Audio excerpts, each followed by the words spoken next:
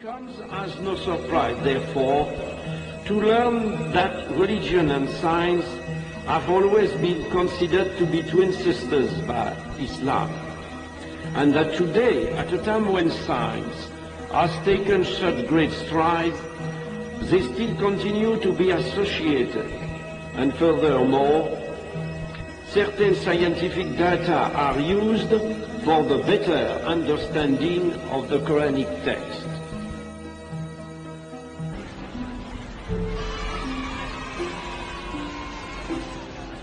In 1935, I was 15 in a Christian college, and at that time, very important discoveries of necessarily human paintings in caverns in the south of Spain were made, and the specialists said, very likely, these paintings date back to about 15,000 years from now.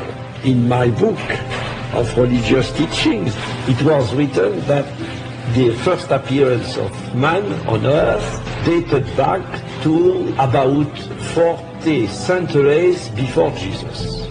I said to him, what is the credible? The father said me, no, please don't confuse two things. You have the science and you have religion. If there is something which is not in accordance, it's the religion who said the truth. But I told him it is impossible. It's a well-established fact. The first appearance of man on earth cannot be evaluated to this time. It is impossible. We were educated. Religion said something, and science said another thing. I said to myself, something is going wrong.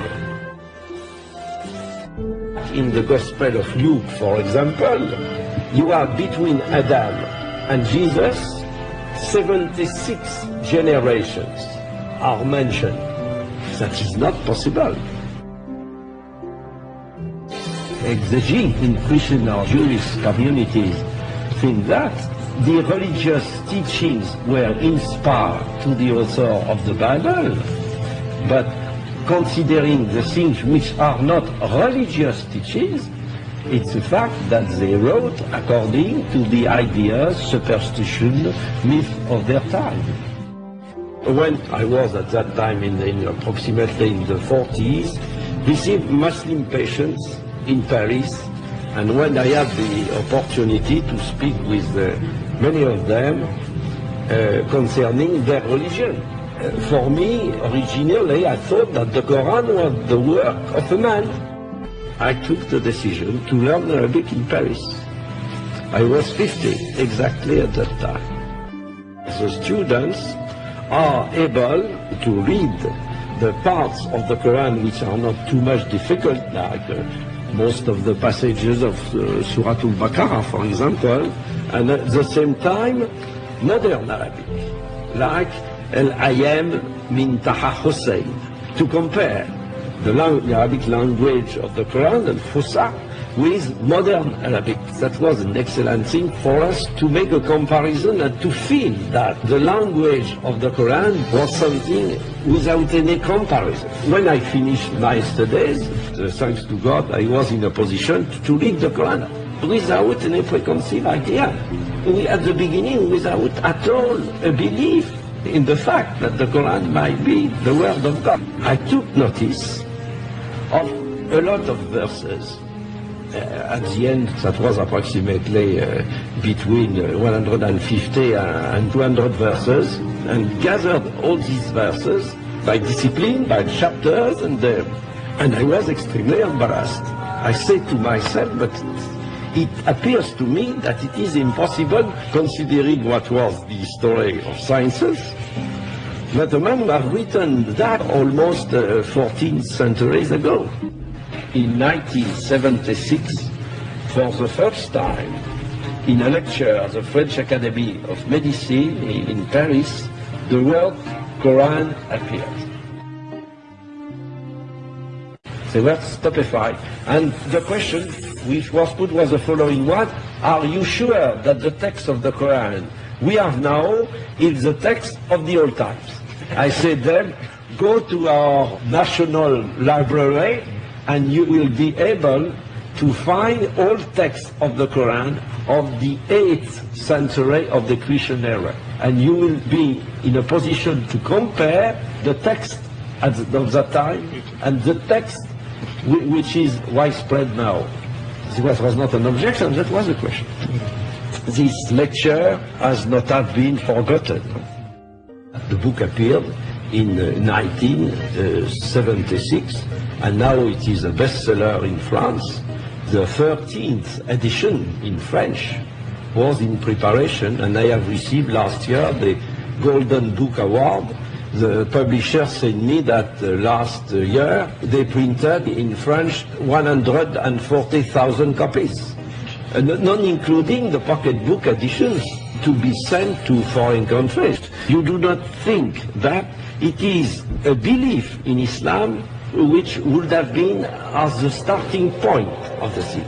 Not at all. It is through a scientific reasoning. I said the Quran cannot be the work of a man. It's a terrible thing when in your life, when you are almost 50, you have in your mind, you say, but maybe I am completely wrong about the Holy Scripture. This is terrible. Alors, I wanted absolutely to improve my knowledge concerning the Quran without any particular aim, not at all. As a medical doctor, particularly attracted to natural sciences and physiology, I must confess that in 1972, when I read the Quran in the original text for the first time, these data concerning man were those which impressed me most. And in view of the state of knowledge in Prophet Muhammad's day, it is inconceivable that many of the statements in the Quran which are connected with science could have been the work of any man. It is therefore perfectly legitimate not only to regard the Quran as the expression of revelation, but also to award it a very special place on account of the guarantee of authenticity it provides and the presence in it of reflection which, when studied today, appear as a challenge to human explanation. I suppose that my explanations are enough for everybody one who is objective and sincere to say the Quran cannot be the work of a man. Suppose I was born in a Muslim family. Suppose my name would be Mohammed Bukar instead of Maurice Bukar. Be sure that I would have been very proud of that. Do you imagine that I would have made such a work? You will see, since you are young in the future, maybe after several decades, when I shall be a dead man, you will note that many people among the scientists are accepting to take into account this compatibility between religions and science. What I think is the truth, nothing more. For the Bible, always for the Quran. But for the Quran, I see that I could not find something in contradiction with science.